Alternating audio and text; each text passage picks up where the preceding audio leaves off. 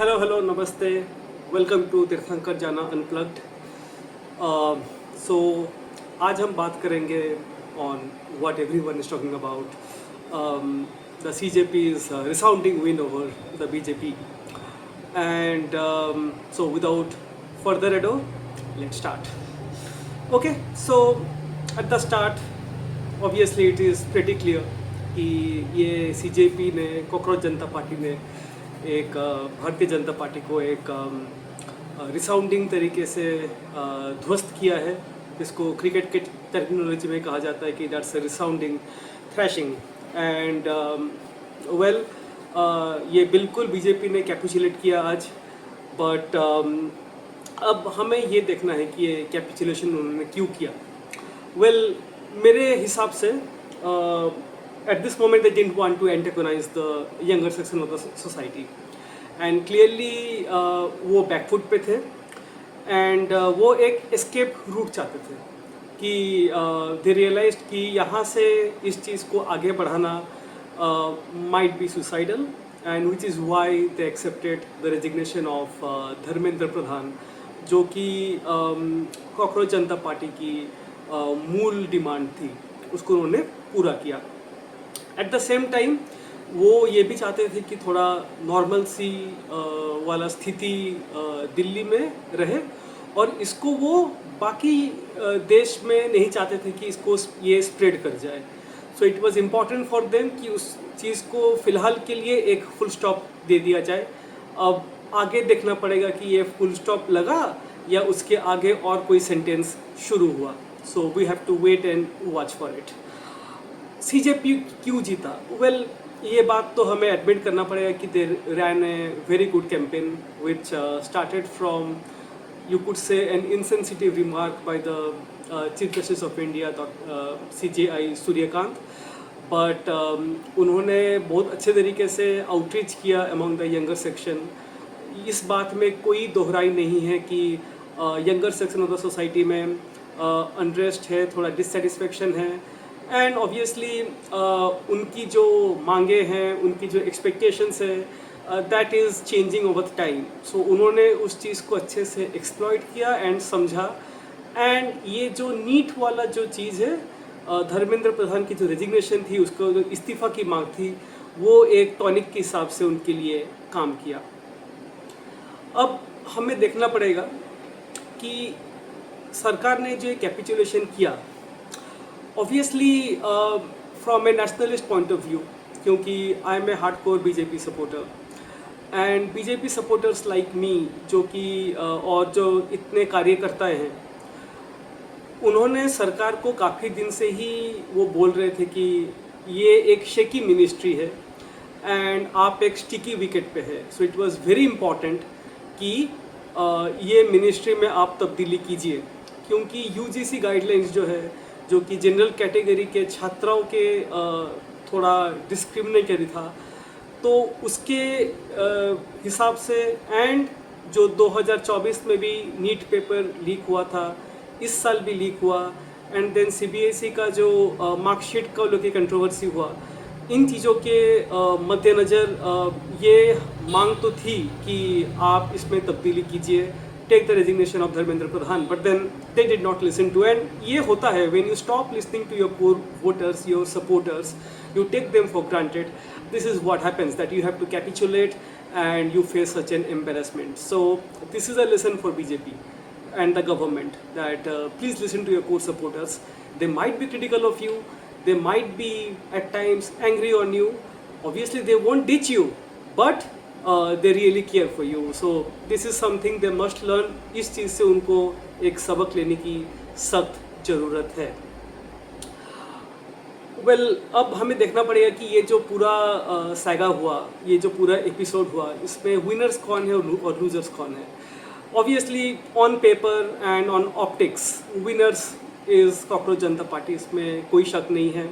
And I have absolutely no doubt, even if they say कि उनमें कोई political ambitions नहीं है, वी ऑल नो कि just like their inspiration Aam Aadmi Party, obviously we all know कि ये CJP के सारे मेंबर्स आम आदमी पार्टी के लिए काम कर चुके हैं। आई एम एब्सोल्युटली कन्विंस्ड ये लोग पॉलिटिक्स में प्लंज लेंगे। I am absolutely certain of that. हालांकि यहाँ पे I'd like to tell you one thing, if they play it smart, अगर ये इस चीज़ को स्मार्टली प्ले करते हैं, they might have a future. I'll tell you why. ये जो हमने विजुअल्स देखे, हमने वीडियोस देखे, इतने सारे क्लिप्स देखे from Jantar Mantar and across the country, आपने भी देखे होंगे। Did you see any of this young protesters they are saying कि हमारा होप्स राहुल गांधी के ऊपर है या अरविंद केजरीवाल के ऊपर है? Obviously Narendra Modi was the primary target. लेकिन आपने क्या किसी को सुना कि वो बोल रहे हैं कि हम अखिलेश यादव पे भरोसा रख रहे हैं या तेजस्वी यादव पे भरोसा रख रहे हैं? आपने नहीं सुना। तो ये एक्चुअली अगर CJP they play it smart, यहाँ पे एक वैक्यूम है, they can exploit it well. Losers, well obviously again on optics and on paper BJP is definitely they have lost it today. एक मजबूत सरकार जिसकी रेपुटेशन थी कि दे डोंट टेक रेजिग्नेशंस, ये ऐसी सरकार है जहाँ पर रेजिग्नेशंस इस्तीफ़ा नहीं होते हैं एंड उनको इस्तीफ़ा लेना पड़ा। दो चीज़ होते हैं, एक होता है कि इस्तीफ़ा दे दे, एक होता है इस्तीफ़ा ले ले। यहाँ पे they had to take the resignation. दोनों में थोड़ा फ़र्क है and obviously the latter is not a good indicator for them. मेरे मुताबिक यहाँ पे एक और लूज़र है, वो है कांग्रेस पार्टी और स्पेसिफिकली राहुल गांधी। आपने देखा होगा राहुल गांधी बात काफ़ी किए कि मैं छात्रों के साथ हूँ, उन्होंने एक रैली भी किया, बट देन वो 3 हफ्ते के लिए गायब हो गए। He went to some undisclosed secret foreign location for whatever reasons, that's let's not go there. जब वो वापस आए, he saw that already ये CJP का जो मूवमेंट है that had captured some serious momentum. He tried his level best to wreck it. वो प्रधानमंत्री के ऑफिशियल निवास के बाहर जाके एक प्रोटेस्ट किए। हालांकि उस प्रोटेस्ट में कांग्रेस पार्टी के नेता और कार्यकर्ताओं के अलावा आम जनता उसमें शामिल नहीं हुई। Which is why I believe इस सैगा में ये जो एपिसोड रहा, इसमें सबसे बड़ा लूज़र हैं कांग्रेस पार्टी और राहुल गांधी। अब इसकी देश पे क्या इम्पैक्ट पड़ेगा? सी, ये बात पे let's not be in this illusion that ये बीजेपी के लिए और सरकार के लिए ये एक रियलिटी चेक नहीं है। And I am absolutely sure about it, this is not the only protest that has been planned. I mean there are lots more to come. Because एक बार अगर भेड़िए को खून की आदत लग जाती है, वो उसको भूख बढ़ता जाता है एंड ऐसे तत्व इस देश में काफ़ी हैं। ये बीजेपी के लिए हालांकि एक मौका भी है that they short out the shortcomings, the loopholes in them and seriously start working on the things which they should be working more. They have to be on their toes. ये actually cockroach Janata party ने और ये पूरा episode ने उसको ensure कर दिया है that they have to be really really careful going ahead, क्योंकि any mistake from here on that we never know the trajectory of it, कि वो कहाँ पे जा सकता है। देश के युवा, एवरीवन इज सेइंग कि ये देश की युवा की विन है, ये देश की युवा की आवाज़ की जीत है। वेल यस, ऑन पेपर और ऑप्टिक्स के हिसाब से डेफिनेटली वो आज तो लग रहा है, लेकिन I am not willing to jump the gun, क्योंकि ये एक वन ऑफ है या इसका इम्प्लीकेशंस आगे की तरफ क्या होता है, we have to wait and watch. So I am not willing to rush to any conclusion at this moment. अभी जो मेरे लिए एक बहुत इम्पॉर्टेंट मुद्दा है, मैंने कुछ रिसर्च किया था and I tell you the findings of it. मैंने सर्च करके गूगल पे मैंने सर्च किया और मैंने अच्छे से रिसर्च किया कि हमारे देश की जो पॉपुलेशन है एज 18 to 35, इसमें हमारे देश के 40% पॉपुलेशन है। सो ये ऐसा एक पॉपुलेशन है, ये ऐसा एक सेक्शन है जो कभी कांग्रेस रूल देखा ही नहीं है. Like they have been brought up in a completely BJP और Narendra Modi rule. So they will be judging this government based on what they have done, not what their previous governments have done. So ये एक बहुत important चीज़ है. So obviously they are not going to be too much influenced by what the Congress era did. And ये एक Instagram generation है. The social media messaging has completely changed. BJP used to be the pioneers when it comes to communication and social media engagement, but let's face it, काफ़ी सालों से they are way behind in this game, especially when it comes to Instagram. Twitter में they are still very X पे they are still very active, but honestly speaking X is for little bit of mature people and Instagram is mainly for this Gen Z generation. So यहाँ पे they have to make up some serious amends to have a comeback. So ये जो youth है ये बहुत जल्दी ही एग्जस्परेट हो जाता है by default and by genetics. Youth जो होता है वो थोड़ा एंटी एस्टेब्लिशमेंट होता है, उनमें थोड़ा रिवोल्यूशनरी वाला फीलिंग्स रहता है. So it is very easy to ignite a sense of revolution in them. And obviously with आज 2026 में यूथ की जो डिमांड्स है वो काफ़ी अलग है. We have to remember few things here. Number one कि मैंने जैसे आप लोगों को कहा कि 18 से 35 का जो एज ब्रैकेट है वो इंडिया का पॉपुलेशन का 40% है. लेकिन पार्लियामेंट में like both houses of the parliament, Lok Sabha and Rajya Sabha, यहाँ पे जो सांसद हैं वो 18 से 40 साल के बीच का जो ब्रैकेट है there are only 10%. So that is a serious mismatch. That means youth का जो तादाद है, जो पॉपुलेशन है, उसके हिसाब से उनको रिप्रेजेंटेशन पार्लियामेंट में नहीं मिल रहा है, उनका आवाज़ उठाने के लिए लोग नहीं हैं. I will give you 2 more damning numbers here. BJP का जो पार्लियामेंटरी बॉडी है like which takes the main decisions of the party, उनका एवरेज औसत उम्र है 67.5 ईयर्स. एंड कांग्रेस पार्टी का एवरेज एज जो उनका वर्किंग कमेटी है, सेंट्रल वर्किंग कमेटी है, उसका एवरेज औसत उम्र है 68 ईयर्स. सो यहाँ पे from a BJP point of view, क्योंकि मैं ideologically and politically I am more inclined with them, I really hope that they start to have a serious relook into this. अपने core team में और अपने सांसदों में, अपने मिनिस्टर्स में वो ज़्यादा से ज़्यादा यंग लोगों को, जो डायनामिक हो, जो एनर्जेटिक हो, जिनके पास फ्रेश आइडियाज़ हो, वो इनको इंडक्ट करें. क्योंकि ये बहुत इम्पॉर्टेंट है कि यूथ के साथ जो जुड़ाव है वो करना बहुत ज़रूरी है. एट द सेम टाइम हमें ये भी याद रखना पड़ेगा कि there are many issues which the youth feels frustrated about. Like number one, jobs को लेके. लाइक ये चीज़ तो है कि जॉब्स को लेके there is a supply and demand mismatch. जितना जॉब्स चाहिए उतना जॉब्स की सप्लाई नहीं है. सो इसमें होता ये है कि वो एक विशियस सर्कल में फंस जाते हैं. सरकारी जॉब्स जो है वो अभी भी हमारे देश के काफ़ी लोगों के लिए एक बहुत इम्पॉर्टेंट इशू है.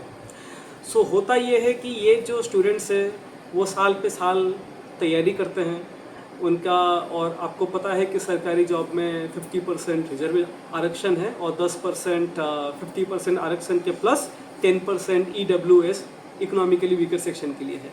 सो जनरल कोटा के लिए there is not much seats left. So ये एक एग्जस्परेशन और फ्रस्ट्रेशन उनमें है. और एक इसमें बात है AI का थ्रेट, जो हमारे बीटेक ग्रेजुएट्स हैं और इंडिया में काफ़ी बीटेक ग्रेजुएट्स हर साल निकलते हैं, उनमें वो स्किल्स नहीं हैं, एडिक्वेट स्किल्स नहीं हैं to meet the requirement of modern day IT industry. So education reforms only Dharmendra Pradhan की इस्तीफ़ा लेने से नहीं आता है, उस पर सीरियस काम करना बहुत आवश्यक है.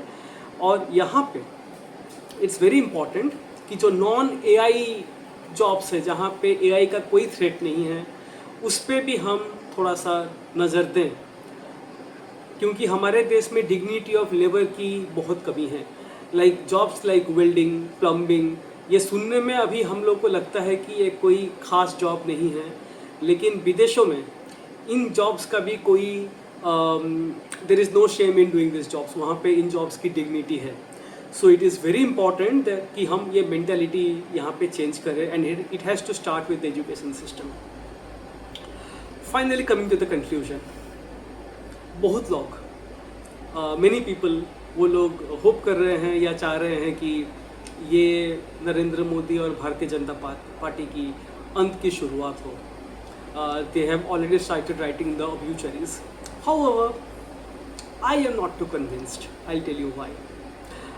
आंदोलन करना और चुनाव लड़ने में बहुत फ़र्क होता है. जंतर मंतर से पार्लियामेंट गूगल मैप में आप चेक करेंगे तो वो बस 3 किलोमीटर है, पर पॉलिटिकली आप अगर जंतर मंतर से पार्लियामेंट जाना चाहते हैं वो 1000, 1500, 2000 किलोमीटर से कहीं ज़्यादा है. आपको बहुत जगह गुजर के जाना पड़ेगा. गांव हो के आपको जाना पड़ेगा, देहात अंचल हो के आपको जाना पड़ेगा, बड़े शहर छोटे शहर हो के आपको जाना पड़ेगा. आपको बहुत अलग अलग किस्म के लोगों के बीच से होके जाना पड़ेगा. उसके लिए आपको सॉलिड ऑर्गेनाइजेशन चाहिए, आपको लोगों का सॉलिड भरोसा चाहिए. एक इंसिडेंट से भरोसा टूटना उतना आसान नहीं है. सो जो लोग बोल रहे हैं कि भारतीय जनता पार्टी की ये अंत की शुरुआत है, I would tell them please hang on. उतनी जल्दी आप प्रीमैच्योरली इतना सेलिब्रेट मत कीजिए. BJP supporters like me, obviously we do constructive criticism of the party and the government जहाँ पे वो उनमें कोई खामियां नज़र आती हो. नरेंद्र मोदी ने आज एक चीज़ दर्शाया कि ही लिसन्स टू पीपल. उनके बारे में एक रेपुटेशन बन गई थी कि he is a dictator, he doesn't listen to anyone. आपको पता है जंतर मंतर में और देश के काफ़ी अंचलों में जहाँ पे ये प्रोटेस्ट्स हुए वहाँ पे कितने अभद्र टिप्पणी की गई है जो कि मैं यहाँ पे बोलना नहीं चाहता. पर क्या नरेंद्र मोदी ने कोई एक्शन लिया उनके खिलाफ? नहीं लिया. उन्होंने यूथ की भावनाओं को सबसे ऊपर रखते हुए उन्होंने अपने मिनिस्टर का इस्तीफा लिया और eight this moment he has taken a back seat. Right of that man on your own peril.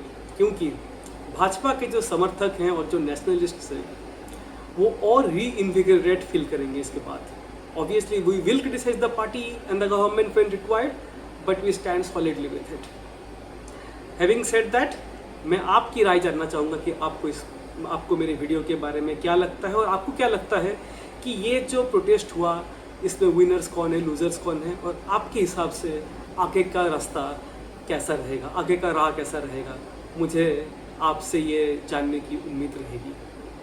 आपको मेरी वीडियो अगर पसंद आए तो इसको प्लीज़ लाइक कीजिए, मेरे चैनल को सब्सक्राइब कीजिए, और जैसे मैंने आप लोगों को कहा था, I will try my level best to improve the content of my channel.